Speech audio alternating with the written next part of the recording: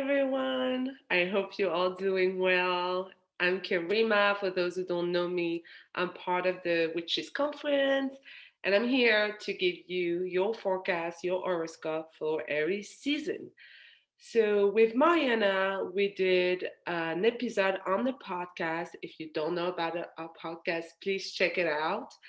We did an episode about the general kind of energy for every season. And so in that episode, you get a lot of insight that you can apply also into your horoscope. So I highly advise to check it out, to listen to it. Unfortunately, Marina could not join me in for the horoscope, but she will join me for the next season, Taurus season. Mm, I was thinking, yes, I always forget. Please, if you like the channel, like, share, comment. It's always good to have feedback. I like when people give me the insight or what they're going through. Is always helpful for other folks also to see what people are going through, especially when they are the same signs. Also, I will do a little tarot card for each horoscope. I think it's always good to pull a tarot card at the end of each horoscope. I'm going to use the Light Seer Tarot deck from Chris N. I think it's a beautiful tarot deck. And also, don't forget to look at your sun, your moon, and rises. It's always good to know the three facets of yourself, the sun, moon, and rising, and see which one resonates the most with you. Maybe it's one, maybe it's only is two, maybe it's three of them, and it will be really helpful. I think I said everything that I wanted to say. So I wish you a happy every season, and let's get to your horoscope. Hello, Scorpio. So for you, Scorpio, the sun in Aries is going to your sixth house. And so your sixth house is about your work, it's about your work habit, it's about your work life, it's about your schedule of the work, but it's also about your health. It's also about how your body, mind, and spirit are getting together, how your health is linked to you, also daily routine, and so everything is highlighted during the sun in Aries, which is a beautiful thing.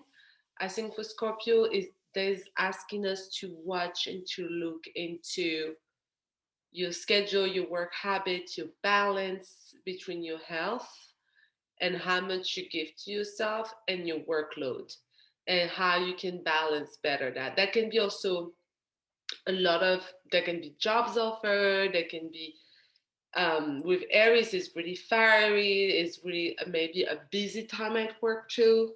That can be also this that asks you to react fast and that asks you to go forward. And so that highlight this part of the chart. That's also good sign in Aries. You have a lot of energy inside the body in terms of working out, going for a run, going for a walk. It's a lot of energy to get out. And you have Jupiter conjunct Neptune in the fifth house in Pisces. So this is a beautiful conjunction that helps you to understand that pleasure is important for you, that you need to understand that creativity is important for you. And also you need to understand that being seen also is important. So with this Jupiter conjunct Neptune in the fifth house is the house links to Leo, and is the house that also linked to fertility, creation, like I said. And every project, creative project you're working on right now is really beautiful. It's it's something that you need to put time and effort in it. It's something that is an escapism that you need to have right now. It is also a beautiful conjunction for fertilities if you want to have kids, or to get back to your inner child. This is something that's asking you to get back to your inner child, to see what you used to like when you were little, and to kind of get in touch with that more. And with this energy of Pisceans, there's a lot of link to emotion around this. And how do you feel? Jupiter conjunct Neptune is the faith, the spirituality, the higher knowledge that is meeting your dream. So it's also anything that asks you, like, I would say, don't look away from pleasure. Everything that gives you pleasure, just take it. Like, take a bath when you want to take a bath, eat when you want to eat. Just make sure that you have a good and healthy relationship with pleasure, and how much you give pleasure to you and to your body. And in terms of create, like for any artist, poets, music, right? Like anything, that type of work, arts, right? Writing, drawing, anything that you put craft in it. It can be also something that you're studying, can be tower, and you're practicing any craft that you try to increase, that asks you creativity to connect to your inner child and to kind of channel an energy that is innocent, full of love and compassion. That's going to be potent for you at that time. That's going to be really important. And that was going to be a place of healing too. We're talking about Pisces. So I will say there is a balance between having Jupiter conjunct Neptune in your fifth house, which is about creation and outgoing and being able to have time for you to enjoy those pleasure moments. And you have the Sun in Aries, which is very fiery in your job. So even if you get busy, think about what you want to create, and think about when you have the Sun in Aries, a fireplace. It's the great time to also put in place structure that you never had time to do. Put in place structure like your work habit, how you pack yourself, if you do meeting back to back and you need to stop that. This is the time to implement those boundaries in work for your health, for your good health, for you to get rest, for you to be able to connect to yourself and not only to your work life. Um, and you have this beautiful new moon in Aries, so this is the time to put those intention ahead.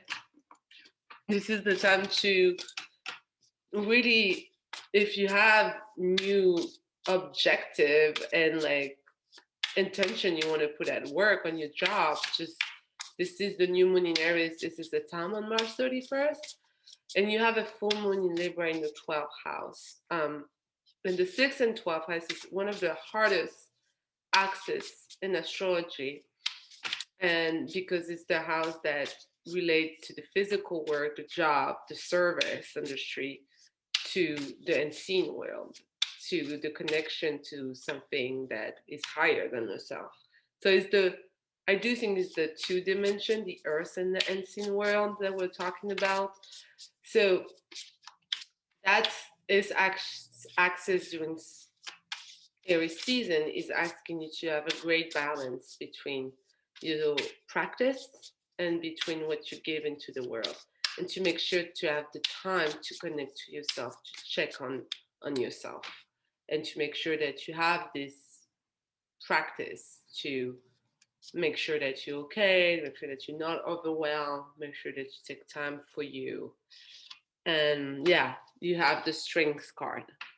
So the strength card is about, is pictured differently here in that deck, but is usually the, from the rider deck, is the women shutting the mouth of the lion, and this is also represented by your conscience and your conscience. So there is something between the 12th house and the 6th house.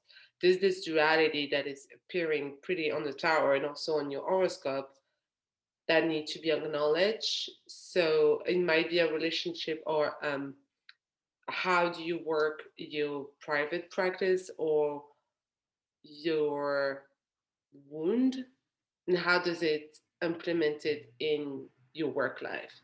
How, if you don't heal what is inside of you, you will never be able to organize structure and do well in your work habit, and vice versa. If you don't start to do the scheduling your time in a really important way for you that gives you time to work on yourself, this is like one cannot work without the other and vice versa. So you really need to start to implement those time to schedule yourself at work in a manner that can be good and give you time, and to have a spiritual practice. That can be meditation, it can be sound bite healing, it can be taking a walk every morning, something that allows you to go back to your body and something go back to your body and at the same time